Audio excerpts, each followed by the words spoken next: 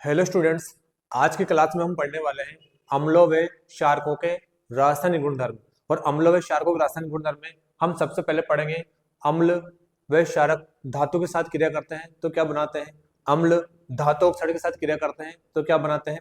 क्षारक अधात्विक oxide के साथ क्रिया करते हैं तो क्या बनाते हैं। उसी प्रकार से अम्ल धातु कार्बोनेट या धातु बाइकार्बोनेट से क्रिया करता है तो क्या बनाते हैं। और आज की क्लास में जो लास्ट का टॉपिक है वो अपना रहने वाला है उभयधर्मी ऑक्साइड किसे कहते हैं, जो कि Rajasthan board, MP board, UP board के लिए बहुत इंपॉर्टेंट रहने वाला है। यानी कि आज की क्लास में बहुत इंपॉर्टेंट रहने वाली है। यहाँ से बहुत सी बार एग्जाम में क्वेश्चन पूछे जा चुके हैं। तो स्टूडेंट्स चलिए क्लास को स्टार्ट करते हैं। देखो सबसे पहले है अम्ल व क्षारक की धातु के साथ क्रिया। यानी अम्ल व क्षारक धातु से क्रिया करते हैं तो क्या बनाते हैं। देखो सबसे पहले अम्ल या क्षारक धातु से क्रिया करने के बाद में लवण बनाते हैं और लवण के साथ में H2 गैस का निर्माण करते हैं। यानी कि आप जब भी अम्ल या क्षारक की धातु से क्रिया करवाते हैं तो लवण बनेगा और साथ में क्या बनेगी बताओ, H2 गैस बनेगी। देखो एग्जाम्पल के माध्यम से अपन इसको समझ सकते हैं। देखो सबसे पहले HCl यानी जो हाइड्रोक्लोरिक अम्ल है, ये जिंक धातु से क्रिया करने के बाद में जिंक क्लोराइड बनाएगा और साथ में H2 गैस निकालेगा। यानी कि जो जिंक क्लोराइड है ये एक प्रकार का लवण है। उसके बाद आपको पता है जो HCl है ये एक प्रकार का अम्ल है, यानी कि प्रबल अम्ल है, जो कि जिंक धातु से क्रिया करने के बाद में लवण बना रहा है और साथ में कौन सी गैस बन रही है, H2 गैस बन रही है। तो इस प्रकार से अम्ल की धातु के साथ क्रिया करने के बाद लवण बनेगा और साथ में H2 गैस बनती है। उसी प्रकार से क्षारक की भी धातु से क्रिया कराने के बाद में लवण बनेगा और साथ में H2 गैस बनेगी। देखो जो सोडियम हाइड्रोक्साइड है NaOH, जिसको हम बोलते हैं सोडियम हाइड्रोक्साइड, ये भी एक प्रकार का प्रबल क्षारक है।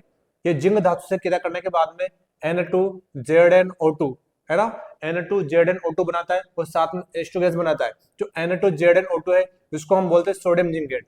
जो सोडियम जिंकेट है ये एक प्रकार का लवण है और यहाँ से बहुत सी बार क्वेश्चन आ चुका है कि सोडियम जिंकेट का सूत्र होता है। ये राजस्थान बोर्ड में एक बार ऑब्जेक्टिव क्वेश्चन में पूछा जा चुका है कि निम्न में से सोडियम जिंकेट का सूत्र है। तो सोडियम जिंकेट का सूत्र आपको ध्यान रखना है Na2ZnO2, ये सोडियम जिंकेट का सूत्र है जो कि एक प्रकार का लवण है। तो क्षारक धातु से क्रिया करने के बाद में लवण बनाते हैं और साथ में कौन सी गैस निकालते हैं, H2 गैस निकालते हैं। स्टूडेंट्स यहाँ से एक क्वेश्चन आता है कि जो खट्टे पदार्थ होते हैं है ना, जो खट्टे पदार्थ होते हैं इनको धातु के बर्तनों में नहीं रखना चाहिए। जैसे पीतल है मान लो, तो पीतल में खट्टे पदार्थ जैसे दही को नहीं रखना चाहिए, क्योंकि आप जब भी खट्टे पदार्थ को जैसे पीतल में रखते हैं या किसी धातु में रखते हैं तो साथ में वो लवण बनाते हैं और साथ में कौन सी गैस निकालते हैं, H2 गैस निकालते हैं। जो लवण बनता है वो विषैला लवण होता है जो कि मानव स्वास्थ्य के लिए हानिकारक होता है। तो इस प्रकार से आपको ध्यान रखना है जितने भी खट्टे पदार्थ है ना, खट्टे पदार्थों को पीतल के बर्तनों में या धातु के बर्तनों में नहीं रखना चाहिए, क्योंकि जो खट्टे पदार्थ है वो धातु से क्रिया करने के बाद में विषैला लवण बनाते हैं और साथ में H2 गैस बनाते हैं। तो जो विषैला लवण है ये मानव स्वास्थ्य के लिए हानिकारक होता है, इसलिए खट्टे पदार्थों को धातु के बर्तनों में नहीं रखना चाहिए।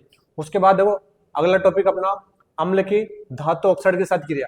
यानी कि आप एसिड की धातु ऑक्साइड के साथ क्रिया करवाते हैं तो क्या बनता है, लवण बनता है और साथ में जल बनता है। देखो अम्ल की धातु ऑक्साइड के साथ क्रिया करवाते हैं तो लवण बनेगा और जल बनता है।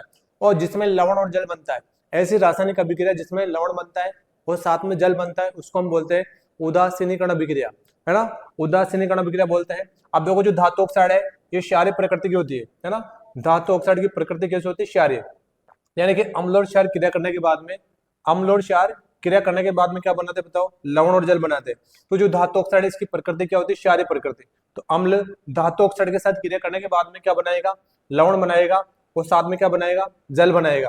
देखो सबसे पहला एग्जांपल है HCl, यानी जो हाइड्रोक्लोरिक अम्ल है ये क्यूप्रिक ऑक्साइड से क्रिया करने के बाद में क्यूप्रस क्या बनाते हैं बताओ, क्लोराइड बनाता है ना, क्यूप्रस क्लोराइड बनता है, साथ में क्या बनता है बताओ, H2 गैस बनती है। ये आपको ध्यान रखना है ना। उसके बाद में देखो आपको ये ध्यान रखना है कि क्षार की अधात्विक ऑक्साइड से क्रिया करवाते हैं, क्षार की अधात्विक ऑक्साइड से क्रिया करवाते हैं तो क्या बनता है। तो जब क्षार अधात्विक ऑक्साइड से क्रिया करता है तो लवण बनेगा और साथ में क्या बनेगा, जल बनेगा। क्योंकि यह जो अधात्विक ऑक्साइड है इसकी प्रकृति क्या है, अम्लीय प्रकृति। तो क्षार और अम्ल क्रिया करने के बाद में हमेशा क्या बनाते हैं, लवण बनाते हैं और साथ में कौन सी गैस क्या बनाते हैं बताओ, जल बनाते हैं, है ना। यानी अम्ल और क्षार की क्रिया करवाते हैं तो लवण बनेगा और जल बनेगा। तो आपको ध्यान रखना है जो अधात्विक ऑक्साइड है इसकी प्रकृति क्या होती है, अम्लीय प्रकृति। देखो इसका एग्जांपल है कैल्शियम हाइड्रोक्साइड। जब आप कैल्शियम हाइड्रोक्साइड की क्रिया कार्बन डाइऑक्साइड से करवाते हैं, अब जो कार्बन डाइऑक्साइड है ये अधात्विक ऑक्साइड है ना। तो कैल्शियम हाइड्रोक्साइड है ना, कार्बन डाइऑक्साइड से क्रिया करने के बाद में कैल्शियम कार्बोनेट बनाएगा और कैल्शियम कार्बोनेट के साथ में H2 बनाएगा। जो कैल्शियम कार्बोनेट है इसको हम बोलते हैं संगमरमर या खड़िया पत्थर। तो स्टूडेंट्स आपको ध्यान होना चाहिए कि क्षारक की अधात्विक ऑक्साइड से क्रिया करवाते हैं तो लवण बनेगा और जल बनेगा, और साथ में अम्ल की धातु ऑक्साइड से क्रिया करवाते हैं तो लवण बनेगा और जल बनेगा। और आपको ये भी ध्यान रखना है कि जो धातु ऑक्साइड है इसकी प्रकृति क्या होती है। क्वेश्चन आता है कि धात्विक ऑक्साइड की प्रकृति बताइए, अम्लीय होती है, क्षारीय होती है, उभयधर्मी, इस प्रकार से ना। तो जो धातु ऑक्साइड है क्षारीय प्रकृति का होता है और अधात्विक ऑक्साइड ये अम्लीय प्रकृति का होता है। उसके बाद देखो अगला है अम्ल की धातु कार्बोनेट से क्रिया। तो अम्ल धातु कार्बोनेट से क्रिया करने के बाद में लवण बनाता है, जल बनाता है और साथ में CO2 गैस बनाता है। इंपोर्टेंट है ना। ये भी क्वेश्चन यहाँ से राजस्थान बोर्ड में दोनों क्वेश्चन आ चुके हैं, है ना, कि अम्ल के धातु कार्बोनेट से क्रिया करवाते हैं तो क्या बनेगा, लवण बनेगा, H2 बनेगा, है ना, और साथ में CO2 गैस बनेगी। उसी प्रकार से अगला है अम्ल की धातु बाइकार्बोनेट से क्रिया, यानी अम्ल धातु बाइकार्बोनेट से क्रिया करता है तो लवण बनेगा, जल बनेगा और CO2 गैस बनेगी। इसका भी एग्जाम्पल देखो, HCl क्या है, एसिड है। उसके बाद सोडियम बाइकार्बोनेट, है ना, सोडियम बाइकार्बोनेट क्या है, धातु बाइकार्बोनेट है ना। सोडियम बाइकार्बोनेट को अपन सोडियम हाइड्रोजन कार्बोनेट भी लिख सकते हैं, है ना, सोडियम हाइड्रोजन कार्बोनेट भी लिख सकते हैं। उसके बाद देखो HCl की क्रिया अपन ने सोडियम बाइकार्बोनेट से करवाई तो NaCl यानी साधारण नमक बनेगा, H2 बनेगा और साथ में क्या बनेगा बताओ, CO2 गैस बनेगी। इस प्रकार से आज का जो टॉपिक है ये राजस्थान बोर्ड के लिए या कोई सी बोर्ड उसके लिए बहुत इंपॉर्टेंट है, तो आपको एक एक पॉइंट आपको ध्यान रखना है।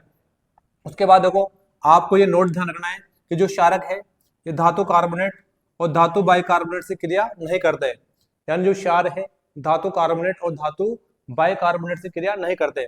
उसके बाद में आपको ये जो नोट है इसके जो पॉइंट्स भी आपको ध्यान रखने हैं। क्वेश्चन आता है कि दो उभयधर्मी ऑक्साइड के एग्जाम्पल बताओ ना, उदाहरण बताओ। तो जो उभयधर्मी ऑक्साइड इसका पहला एग्जाम्पल है जिंक ऑक्साइड और दूसरा एग्जाम्पल है एल्यूमिनियम ऑक्साइड। तो जिंक ऑक्साइड और एल्यूमिनियम ऑक्साइड क्या है, ये उभयधर्मी ऑक्साइड है। अब उभयधर्मी ऑक्साइड किसे कहते हैं, ऐसे धातु ऑक्साइड जो अम्लीय और क्षारीय, जो अम्लीय और क्षारीय दोनों प्रकार के गुण रखते हैं, है ना, जो अम्लीय प्रकृति के होते हैं साथ में क्षारीय प्रकृति के भी होते हैं, उसको हम बोलते हैं उभयधर्मी ऑक्साइड। जैसे जिंक ऑक्साइड क्या है, उभयधर्मी ऑक्साइड है, और साथ में एल्यूमिनियम ऑक्साइड भी क्या है, उभयधर्मी ऑक्साइड है।